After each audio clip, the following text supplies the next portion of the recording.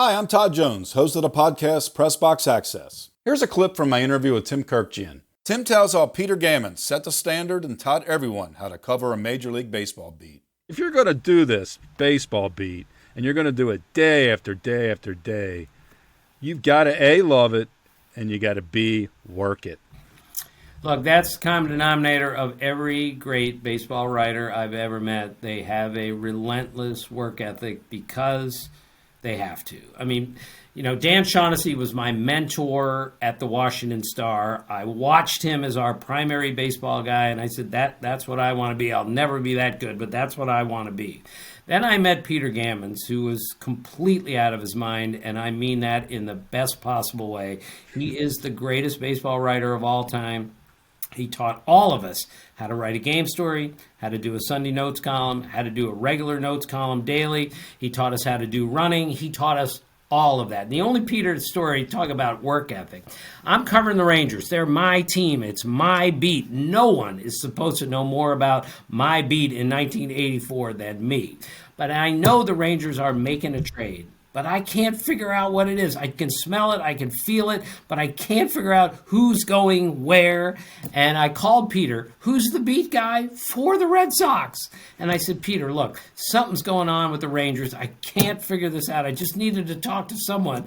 And he said, oh, you guys are getting Cliff Johnson later this afternoon. And 2 hours later, the Rangers got Cliff Johnson from the Blue Jays. And I'm thinking, oh, my God, the beat guy for the Red Sox knows more than I do about my team. That's where I learned what work ethic is all about, watching our greatest beat writers in baseball do their job. And Peter Gammons certainly was the one I watched the most. Tim, what lessons did you learn as a young beat writer then that you still carry with you today?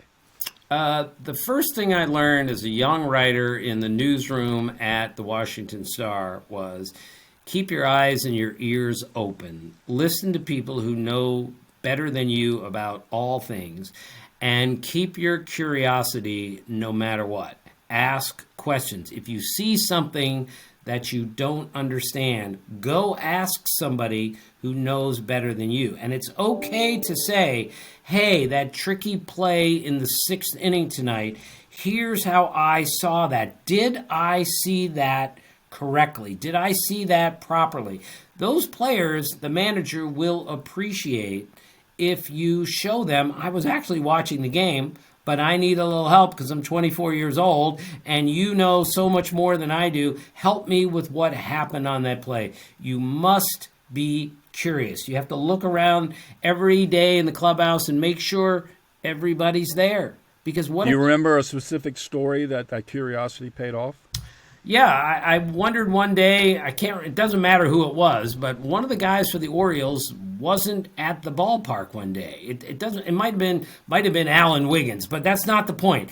I looked at the locker and I couldn't find him. And I looked around and I couldn't find him. And then finally, I was the only one that asked, where is this guy? And the answer was, well, he's not with the team today, and he had a personal problem he had to take care of. So that's the first curiosity. You got to check every locker to make sure the 25 guys who are on the team are actually at the ballpark that day. Those are the little checks and balances that I made every day. So when I got in the clubhouse at 3:30 for a 7 o'clock game, and Todd, back then in the late 70s, early 80s, you could stay in the clubhouse from 3:30 to 6:30 if you wanted to. In fact, right. I heard a story the other day about Bob Klapisch, great New York baseball writer, was in the Mets clubhouse once, and it was 6:40, and the game started at 7. And Davey Johnson, the manager of the Mets, said, Clapp, you got to get out of here. We're having a team meeting. And then Davey looked at him and said, don't worry, you could stay. So he stayed for the team meeting, and then he went up and covered the game. And Todd, as you know, now before a game, if you get 45 minutes in the clubhouse, it's a gift. You know, otherwise you got to go to the antiseptic interview room, talk to the manager, you know, with 30 other people in the room.